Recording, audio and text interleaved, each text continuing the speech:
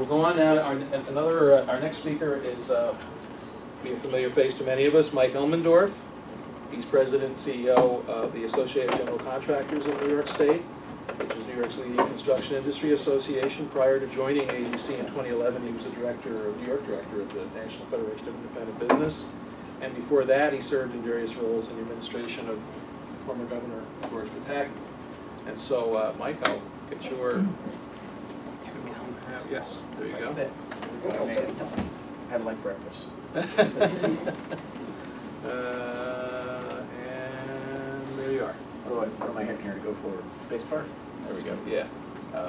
Yes. Okay. Or the arrow. I'll figure it out. Or the clicker. Right. Clicker. No. No, it's going to walk around Oprah style. No. We don't want you to do that. No, okay, I'll stand still. Thank you, EJ. And I really want to thank the Empire Center for really sort of fostering this discussion. It's a very important topic, and you know, as several people have pointed out, I think we really have a moment here in New York to try to help address what really is an infrastructure crisis, because the public is certainly focused on it. How can they not be? If they're not focused on it and not focused on the potholes, they're going to be losing wheels and tires as they try to get from A to B.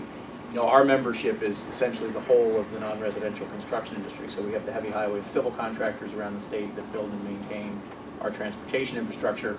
We also have the vertical builders, and you know, we hear from one end of the state to the other that they've never seen road conditions and bridge conditions like they're seeing right now. And it was interesting to hear from Baruch that our cost per mile is about twice what it should be, because when you go around the state and you talk to the different regions and you talk to the people who are charged, even on the state side, with maintaining that infrastructure, they'll tell you generally that they have about half the resources that they need just to maintain what's out there. We're not talking about improving it, we're not talking about making it better, we're not talking about expanding it so you have opportunities for economic development. We're talking about just keeping it the way it is, which in many cases is not that great anyway. So it's a crisis, and if you look at the fact that over the next 20 years we've got about $175 billion of infrastructure needs, transportation infrastructure needs in New York, we clearly have to do a number of things. We're going to have to find new ways to pay for these things, because the model of paying for it is broken, it doesn't work at the state level and really at the national level. But we're also going to have to address a number of the sort of structural things in New York that make it more expensive to build and build and maintain infrastructure. Now, I'm glad Julia covered the controversial topic of prevailing wage, because now I get to talk about the completely non-controversial topic of the scaffold law, which is, you know, everybody heard of that? Everybody's heard of the scaffold law? So, you know, just to sort of frame it, I think everyone here knows about it, and hopefully more people know what this is about now than did a year or two ago before we really started to increase the level of discussion about it. But essentially, New York is the only state in the country that has a law that creates a standard of absolute liability for any gravity-related injury at a construction site. And by the way, you'll hear other people say that's not true. There are other states that have it. What's fun about that is that number changes all the time. It's now up to a high of 17 other states that have the same law. We're making progress. Sometimes it's as low as 7. The other day it was 12. So apparently states all over the country are enacting and repealing these laws. Either that or the other side can't get their made-up stories coordinated. But we're the only state in the country that has a law like this. And it has huge implications, not just for maintaining public infrastructure, and not just for transportation infrastructure, for building schools, for every type of construction in the state, because the absolute liability that it imposes applies not only to the contractor, our members, but it applies to the owners. So it applies to Rensselaer County.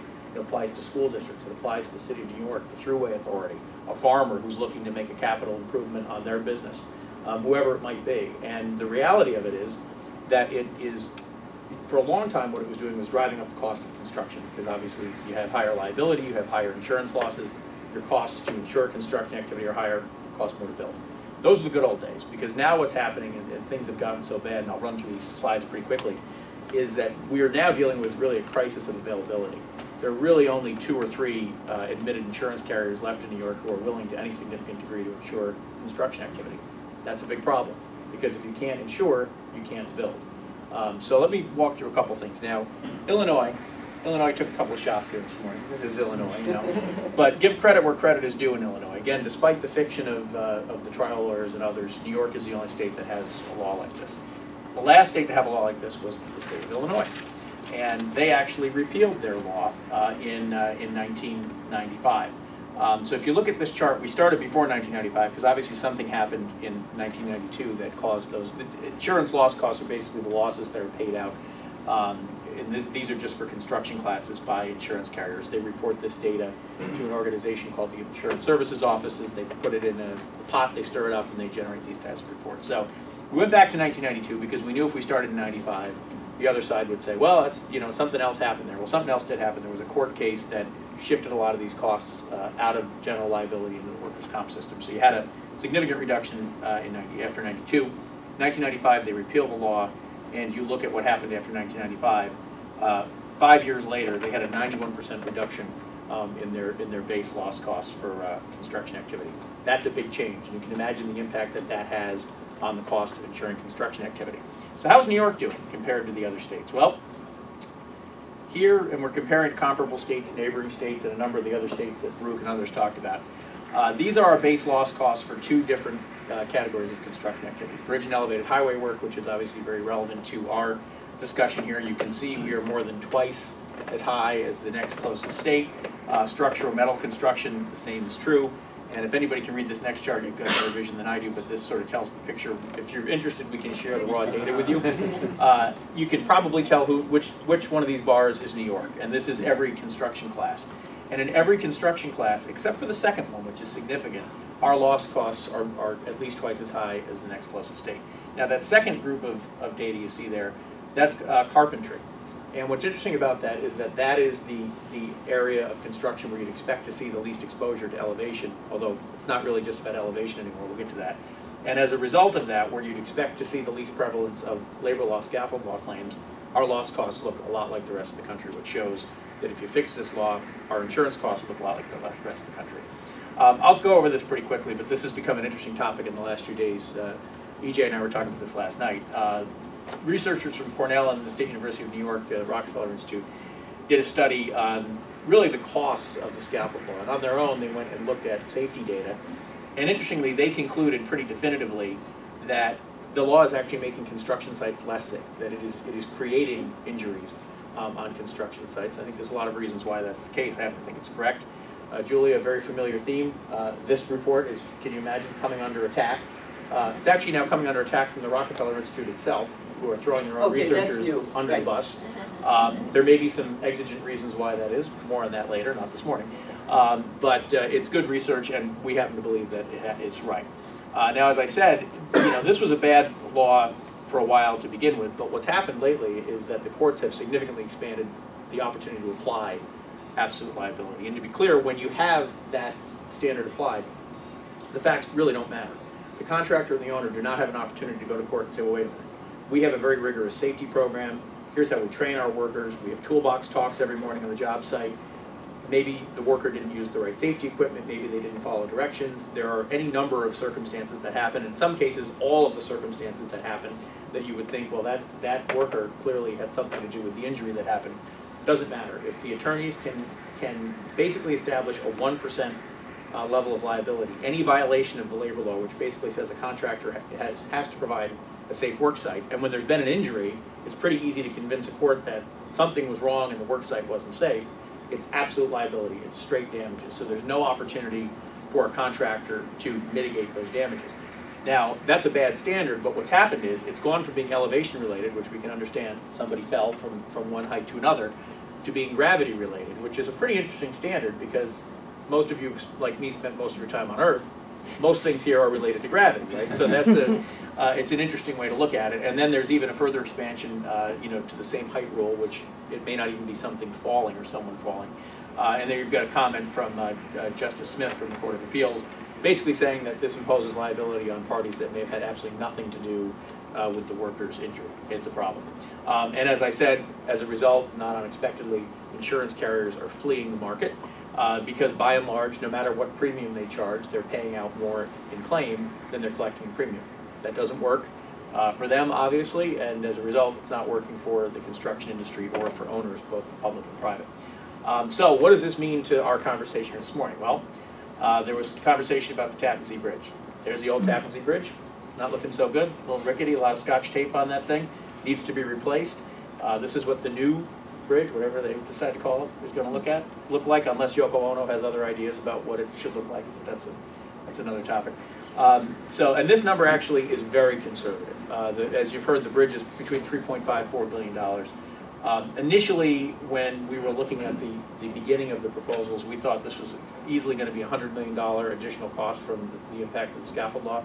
We think that number, talking to the team that's involved and knowing more about the project, is more in the neighborhood of $200 to $300 million. To put that in perspective, that's essentially or even more than the Thruway Authority's entire capital program for a whole year, which is being thrown off that bridge into the Hudson River because of the scaffold law.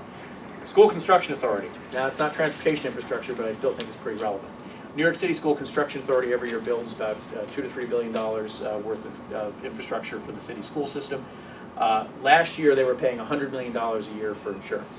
They weren't very happy about that, especially when they looked at the fact that if they were building in New Jersey, in Jersey City, which is basically New York City, it just happens to be in New Jersey, they'd be paying $25 million for the same construction activity. That means they would have built 2 to 3 additional schools last year. This year, they don't even have insurance. They're basically self-insured because no carrier would write them. They have a carrier that's administering their claims, and for 1 year, it's going to cost them $240 million to insure their construction program. You've got kids that are going to school in rat-infested trailers in New York City. You've got schools in Queens and elsewhere that were destroyed in Hurricane Sandy that they hadn't even touched. And now you've got, obviously, the discussion and the movement towards universal pre-K. And the nice thing about that is you don't conduct those classes on the sidewalk. You need to put those kids in a building. I'm not sure how they intend to do that with this law in the books. So here's a great one. Back to transportation infrastructure. The Port Authority. No one's ever heard of them. They don't get much media attention. And so everybody knows what the Port Authority does. So they have bridges. You're familiar with the bridge? It goes between New York and New Jersey. One contract, one contractor, one set of workers. Somewhere in the middle of the bridge is an imaginary dotted line. Over here I'm in New Jersey, over here I'm in New York. Their losses are twice as high on the New York side of their bridges than on the New Jersey side of their bridges. Can anyone imagine why that might be the case? Now, you've been on these bridges. They're built pretty level. They don't tilt to the New York side. Gravity is pretty uniform between New York and New Jersey. I wonder why that might be the case. So here's the big picture. Now, you guys all have this, so I'll skip through this. The New York Works Task Force says, essentially, that this fiscal year, the all-in capital spending, state agencies, public authorities for the state of New York is going to be about $20 billion.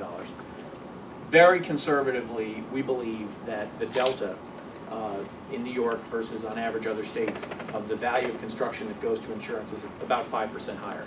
That number is actually low, and that number keeps getting bigger. The difference keeps getting bigger as the market continues to deteriorate. So 5% of $20 billion, which is what the state says it's spending on capital, is $1 billion. That's $1 billion of that $20 billion that's being flushed down the toilet on unnecessary insurance costs because we have a law that nobody else in the country has that hurts everybody: taxpayers, school kids, small business, big business, county governments, the state of New York, everyone. And it really only helps. And by the way, it hurts organized labor too, even though they're getting there, but they haven't quite figured that out yet. The only segment of our economy that benefits from this is personal injury trial lawyers. So that's $1 billion a year that we could be spending on roads and bridges and environmental infrastructure, schools, hospitals, the state university system, whatever it might be. That would create about 28,000 jobs. It would generate more than $1.1 billion in earnings and more than $3 billion in GDP impact. And that is just the impact on the state of New York's capital spending. Doesn't factor in what the private sector does in terms of capital investment. Obviously, we know for the School Construction Authority, it's over $200 million this year. For the rest of the schools around the state, it's about $200 million. These are real numbers. And so this is not only a major hindrance to our ability to build and maintain infrastructure, which we need to do, by the way. It's not like you can decide not to fix a bridge. You've got to do it. But it's a major hindrance to our economy. It's driving up costs on county and local governments. It's driving up property taxes. It's a real bad situation. I kind of covered this a little bit, and you can read this on your own time in the interest of time. But needless to say, the other guys have a lot of stuff to say. Unfortunately, none of it's true. Or maybe fortunately for us, none of it's true.